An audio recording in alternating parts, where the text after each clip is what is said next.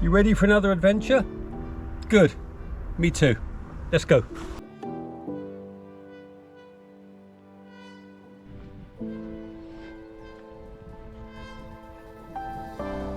Good morning, folks. It's just gone 8:30 on a Saturday morning. We're in Corfe Castle and we're going out for a long one today.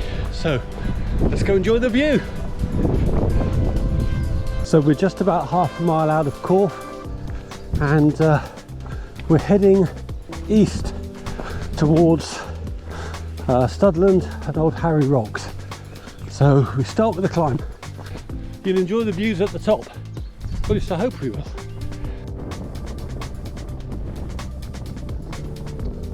Hello again, guys. So I'm going up a slope and it's a very gentle grassy slope, lovely and smooth. Yeah, under normal circumstances, if you're doing a short run, you would you get into a jog and you come up here.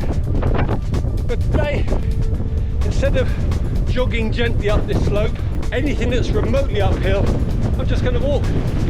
And then I'm going to jog very, very gently on the downhills. And some of the downhills here are so steep, you can't run them anyway. I've got a target pace in mind, which is about 17 minutes a mile, which is very unambitious. But that will be good enough on the South Downs Way 100 to keep me inside the cut-off times if I can maintain that. But today is all about economy and conserving some energy and trying to enjoy it for as long as possible, hopefully the whole day.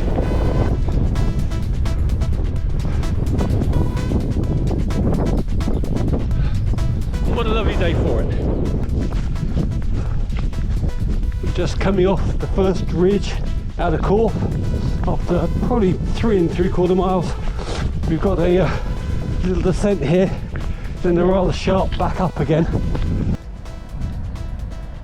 Well, folks, we've just come down the hill behind me and across the road and through this little muddy patch. We're going to go up the path, then another sketchy climb back up to the top of the ridge. So anyway, good times are over. The mud fest has begun. We're going to do some serious climbing now. And now we climb. Let's see what this does to our average pace. You join me towards the end of a little, just 5-minute climb from down there. Swanage just over there. We'll be there in about an hour's time. Hi guys, so here we are standing in front of the obelisk up on the top of Ballard Down, just out of Swanage. I don't know the history, but I know they demolished it during the war because they were worried that the Germans flying over would use it as a navigation to guide them in towards Poole, which is just the other side of the headland.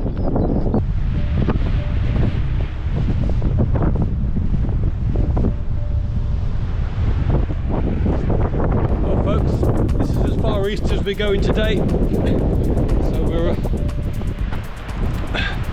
down at Old Harry Rocks, about 7 miles in I think so far. So we now head south down towards Swanage. So we're just coming down off Ballard Down in towards Swanage, and everyone climbing up the slope has been warning me about the mud. I'm getting pitying looks from people wearing Wellington boots. We're now officially shoe deep, maybe a little more.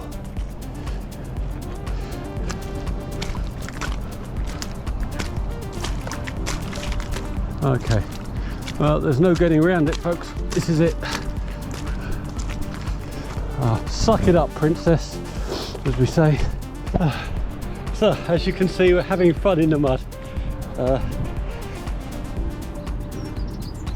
I've seen worse. A little break here in Swanage. We're going to have a double espresso and a jam donut.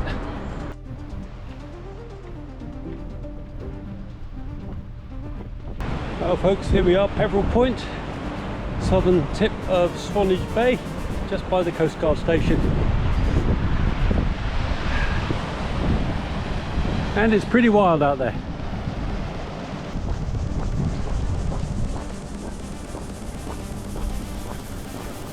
You're looking at the very impressive Durlston Castle.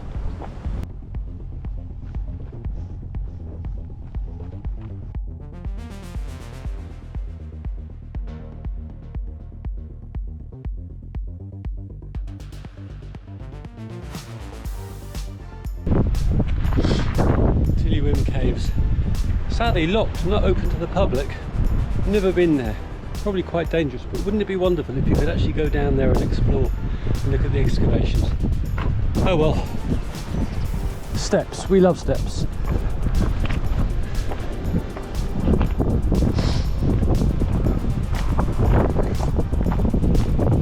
And now back up.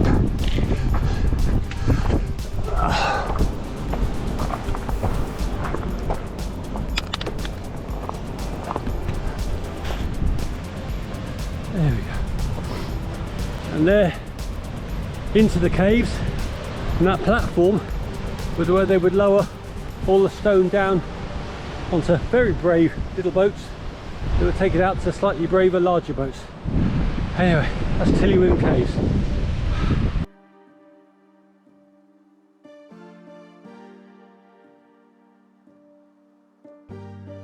Now my friend Dominic, who knows about these things, says that these two posts with the white stripes on are kind of transit, so from out to sea you kind of get a measurement of where you are.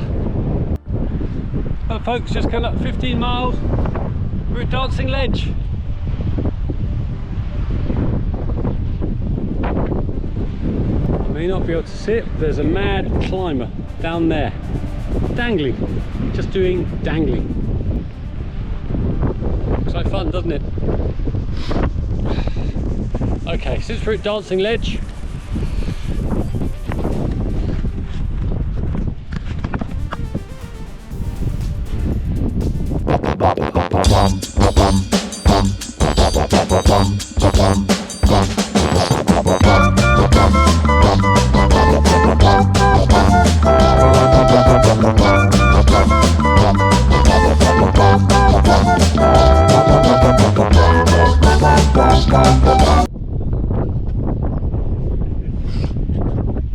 I was such a twat.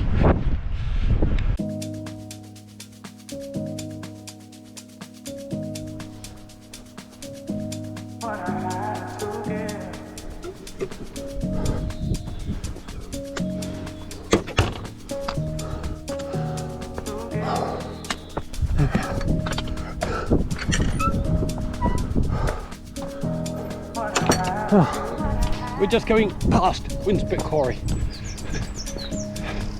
So the quarry itself is just down there, and we're going to take a little diversion up and round it, so we'll have a little look in as we go round.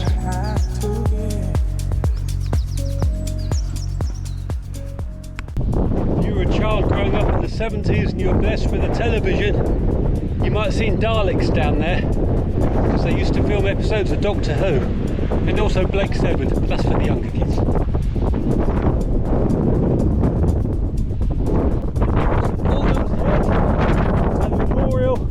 The man who invented the radar, Barry Radar. He used to live here. Probably can't see it, but in the murk just over there is the Isle of Portland. We're not going that far today. Just feels like we're going that far today. Oh well, we got some steps coming up. Yeah, I don't like steps. Let's crack on, get it over and done with. Bye for now.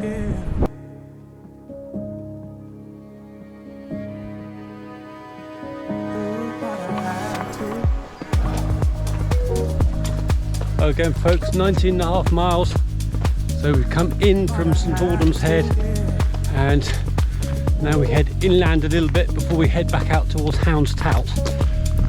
19.45 miles, 5 hours and 11 minutes. Oh shit, but we've got to climb over that now. Oh, I hate gates. Okay, hello little ones.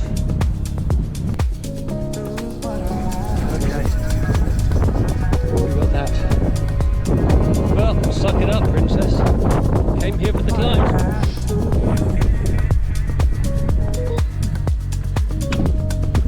Ah, folks, we have a problem. let's follow the diversion to Kimmeridge, see if we can find somewhere, maybe get an ice cream or a drink and maybe a snack on the way, then figure out what we're going to do for the rest of the afternoon. So folks, 21 miles and we had to take a day, 21 miles and we had to take a diversion inland because the cliff falls up Houndstown Cliff.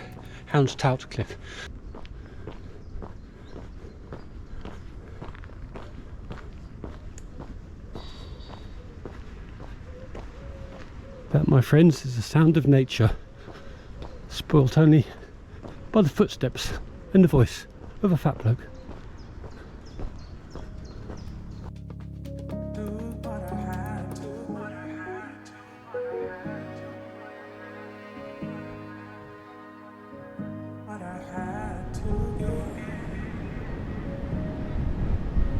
Folks, we're just coming up on Swire Head, which is I think the highest point on this in the Purbecks.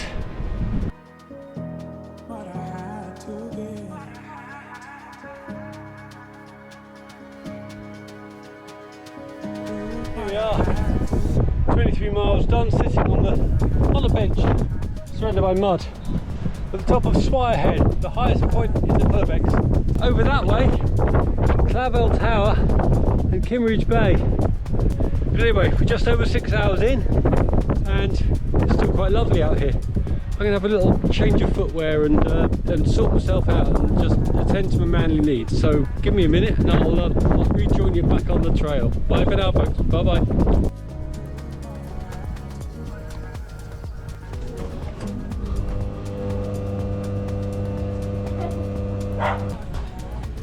We've arrived at Clavel's restaurant in Kimmeridge.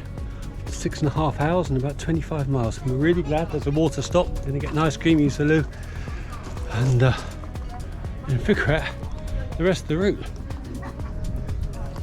Anyway, a welcome break. Thank you, Ella, for finding the map.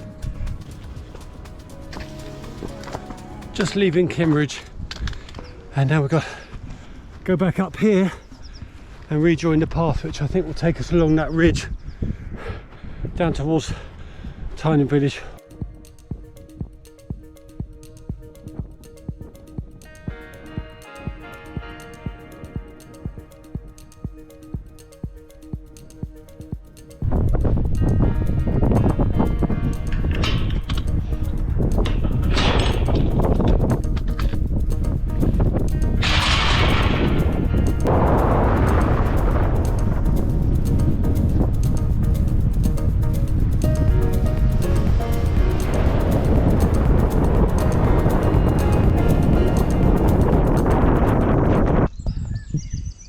Here and this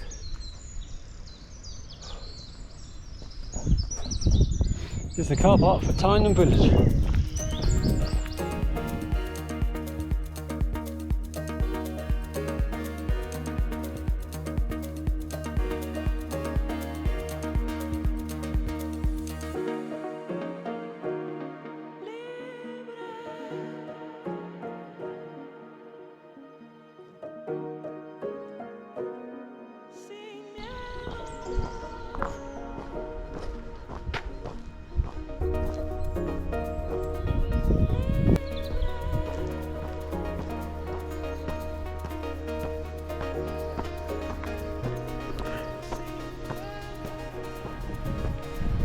And as we climb out of Tyne on probably the last big climb of the day, it's just a note to self: don't describe climbs or hills as brutal, because brutal isn't that like a behaviour?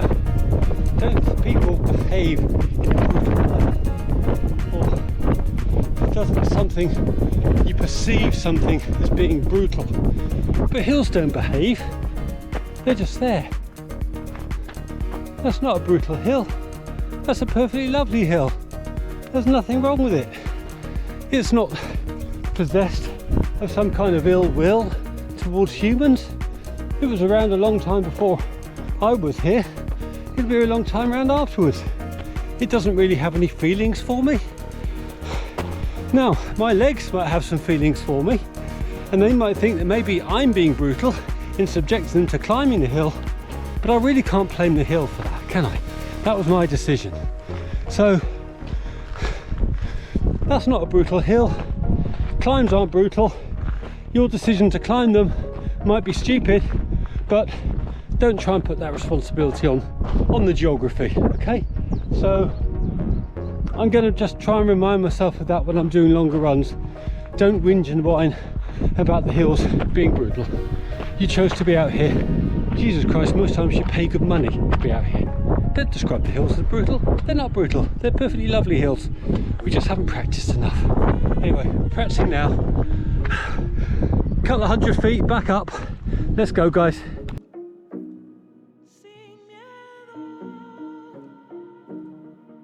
Welcome to Creech Viewpoint Car Park.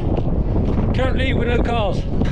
What I really wanted to share with you is the fact that I've just done 30 miles. Hey, and we've done it in, well, 8 hours. Exactly 8 hours and 1 minute. Now, what's the significance of that? Well, I'm doing trail maths. And trail maths is like regular maths, except it's a bit more dumb. And it has to be simple. And it has to result in a happy outcome. And my happy outcome is I've done 30 miles in 8 hours, which means if I did this pace for 90 miles, I'd get to 90 miles in 24 hours, which would allow me 6 hours to do the last 10 miles of my 100-mile run, which is plenty. That's lots of time.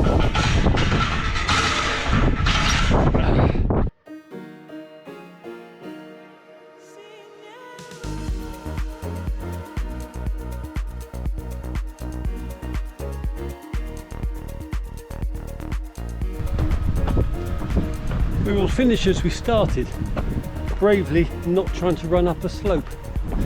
We've avoided running up slopes for the last 9 hours, and it served us quite well, really. So what did we learn today? Well, normally when I run, I get to about 15-20 miles and I start to feel really, really tired. And today I was really strict on not running up slopes or anywhere that it was going to require considerable effort, save my legs, and I still feel good to run even after 30 miles. They blew that castle up. Look, huge chunks of wall thrown down the mountain. That must have been quite a thing, mustn't it? That would have been something to experience. I imagine everything's closed as well. We won't be able to get a donut and a cup of coffee. I hope you enjoyed coming out with me. Thank you so much. You've been great company, even though you didn't say a word. And I hope you enjoyed the views. I'll see you again sometime. Bye for now.